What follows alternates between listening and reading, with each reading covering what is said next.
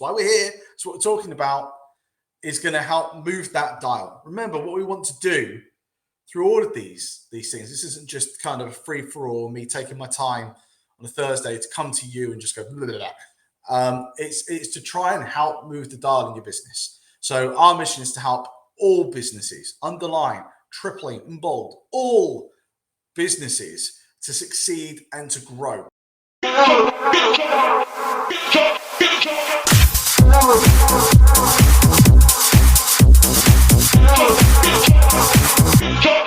House music. So today, our show is about how to hire the right staff, how to get the right people into your business. There's so many ways in which you can get the wrong people into your business, right? We want to focus how you can get the right people.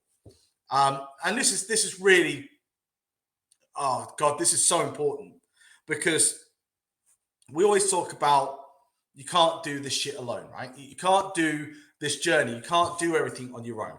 You need people behind you to be able to help you. You need to have a team there to help and support you. You can't do it alone. And there's a value in that team, because it's that team and those people that are going to drive you and your business further forward. So important, right? Well, if these human assets, these human resources, that's what HR is, not human remains. Yeah, no, human resources, bomb, crash, burn. Human resources, it's about your human assets. It's the human beings in your business. And they're just like every other asset in your business, that they are fundamentally important to drive your business forward to success. The biggest difference with human beings is, like we always say, it's not like just turning on and off a light switch. We are complex beings. We're complex animals, creatures of nature. We are unique. We are different. And every single one of us is different to previously and before. And you can't treat one the same as the other. We're also the biggest and most expensive asset in your business. And getting it right, getting this asset correct into your business, why we're here, so what we're talking about, is going to help move that dial. Remember, what we want to do through all of these things, this isn't just kind of a free-for-all, me taking my time on a Thursday to come to you and just go blah, blah, blah. It's to try and help move the dial in your business. So our mission is to help all businesses, underline, tripling, and bold, all businesses to succeed and to grow. And we know that the strength of the people in every single one of your businesses is what's going to help you to succeed and do that. And we know our skills lies in helping you to get the people element in your business right. And if we want to help all businesses, well, I need to extend beyond just our client base, and I need to come to you here as well and give you these free tidbits and try and help move the dial in your business. And, you know, completely honest here, hopefully in the future, when you're at that stage and you have those individuals in your team, you will come back to us to help and support you as one of our clients, to help you to achieve that growth and get the people in your business correct. Take that off your plate and put it on ours. That's what I want to do. Entirely up to you.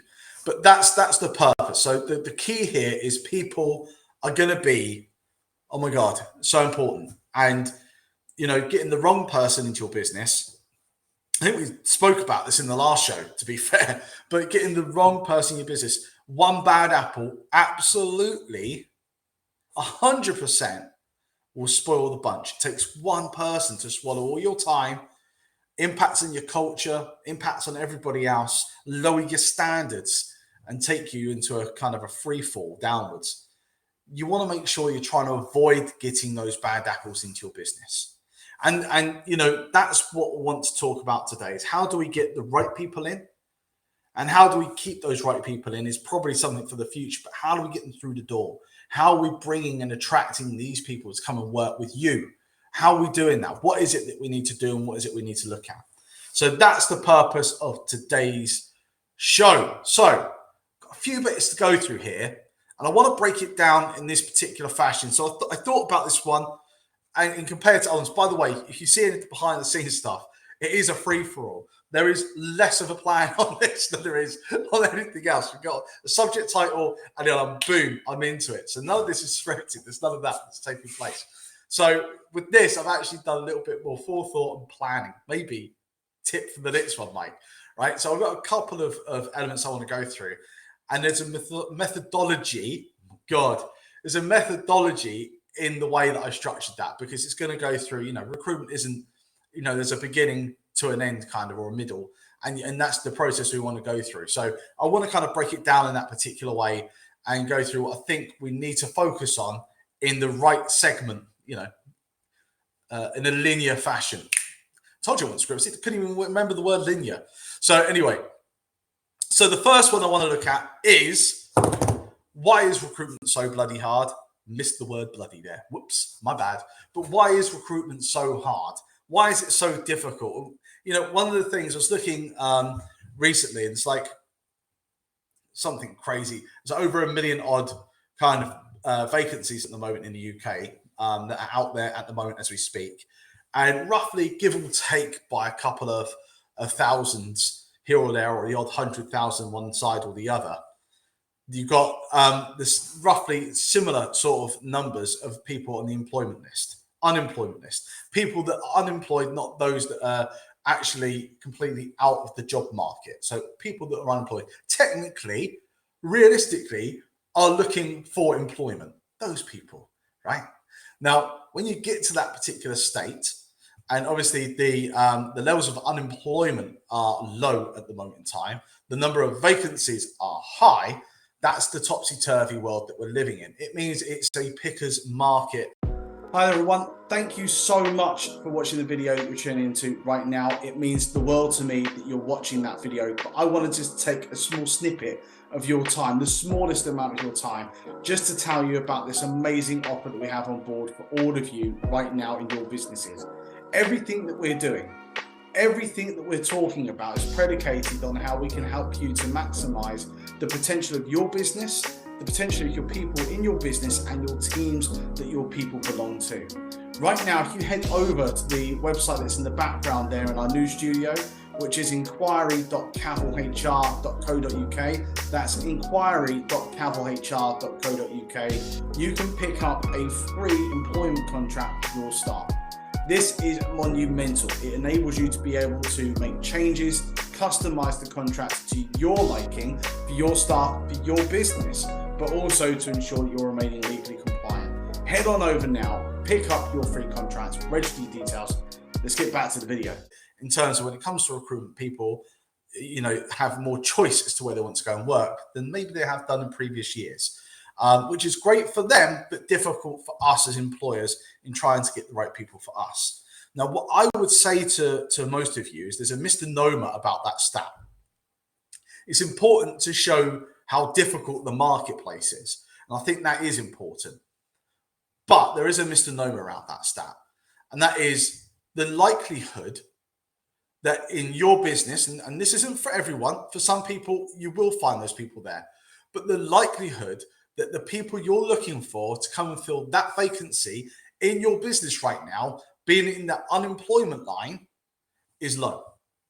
Yeah, I don't want to sound like I'm being quite negative here, and hit me up in the comments if you want and shoot me down, but we are scraping the barrel somewhat here. Okay, there are people in the unemployment list. There are great people that are in there that will be able to do work, and there are people that potentially, personally, I feel may not want to do very much work, and that's their choice. So they make that choice. For us, though, we're looking for the right person or people to come and work in our business, and that's your choice. That's where your determining factor comes in. But you've got to get out of the concept that there's someone sitting on a couch somewhere waiting for your email to drop and drop an advert to them to say, hey, apply here, come and work with us. It doesn't work always that particular way. And what I would say is, what you need to start getting your head around is the majority of people that we're trying to hire into our posts are employed elsewhere in another business somewhere else. They're already in a job that's paying them money. So what we need to do is entice those people to get out of their comfort zone and to leave where they are and come and work for you. And that is a much harder obstacle than it is to take someone who has no income and is on the unemployment list. Those two things, they're not the same. They're not the same. And that's why when we go through this kind of lazy process of recruitment, of thinking, I mean, I said last week about obviously, paying someone's enough money, paying them to do a job, that should be enough to guarantee they do the job. Don't know where, by the way, if anybody else has any better impressions, feel free. But at the end of the day, that's kind of the mentality we get. It's a lazy mentality as employers, as businesses. That's lazy. And we do the same thing in recruitment. We get lazy. We think we put an advert out. Maybe fantastic one. Bakery near where we work, where the offices are based here in Fareham. Bakery, they just stick an advert up in their window. And that's great because the customers that are coming into the bakery are seeing that. And you may get the small fry amount of people that will come in that would be interested, or know someone that might be interested, or could pass that message on to somebody else. That may happen.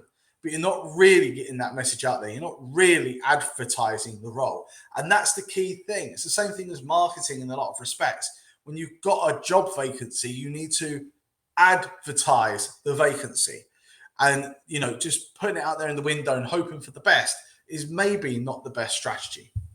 But you've got to think outside the box in terms of that strategy, including if you're putting it out onto a job board, maybe you're using an agency that's helping you with this as well.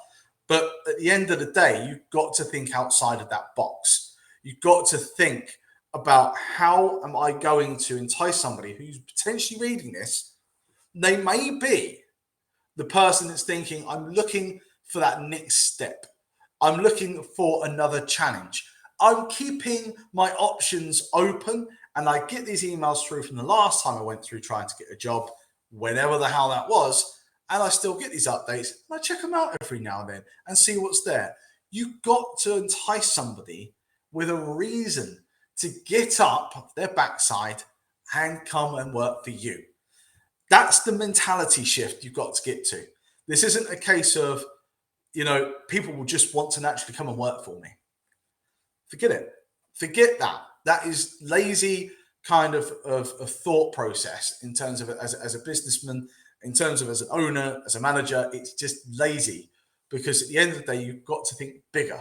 And if you go down that particular road and you start off in that particular way, and we'll see this as we go through the other bits here, but if you go down that particular road to start off with, the likelihood of you finding what would actually be the right caliber person into your business and hiring them is a pick and mix. It's a chance game. So you might do, of course, you might do. A broken clock is right twice a day, for example. You might fall and slip and find a good candidate. Great, excellent. But there's no solid direction to try and help increase those odds. Because the thing is with recruitment, it's no proven kind of, it's a fail. It's a process that is, subject to failure. It's not fail proof in this process. So you think of things like interviews, it's the best mechanism we have for what we got to do to measure if it's the right person to come and work with us. Sure, it is. Does that mean that you can't actually take someone on from a recruitment process and find out actually they were pretty shit afterwards when you start asking them to do what they told you they're going to do? An interview process is a sales process. It doesn't mean that you're going to get the best product. So you've got to roll with those chances, and you've got to manage it in an effective way. And what I'm trying to say is, if you don't take, the mentality shift here, that potentially you're trying to entice someone away out of their comfort zone to come and work for you, then you're going to go through a lazy process and probably end up getting the wrong person in the wrong role in the wrong business. That's what we see in every single business we come across. There are pockets, if not now because they're too young, but as they grow, they'll have pockets of the wrong person in the wrong role in the wrong business. Those three things, okay? Or perhaps the wrong person in the wrong role, okay? So we want to help to kind of give you a better opportunity through this. This is the thought process. This isn't saying, nailed on, that's it. From now on, you're going to be able to hire the right person every time, 100%, no problem. They're going to stay with you. You're going to have these long-term relationships with these people. It's going to be fantastic, and you're going to be living a dream. It's amazing, right? No, that's not the case. We can't give a guarantee. You can't. There are no guarantees in this process, right? But what we want to do is we want to increase your chances and give you the opportunity to increase your chances to A, attracting those people in the first place, and B, then recruiting the right individuals rather than the wrong individuals into your business.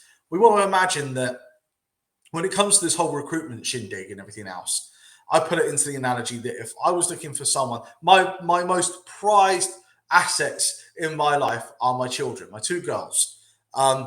They're massively important to me. Would I let anyone, any Tom, Dick, and Harry, come and babysit my children?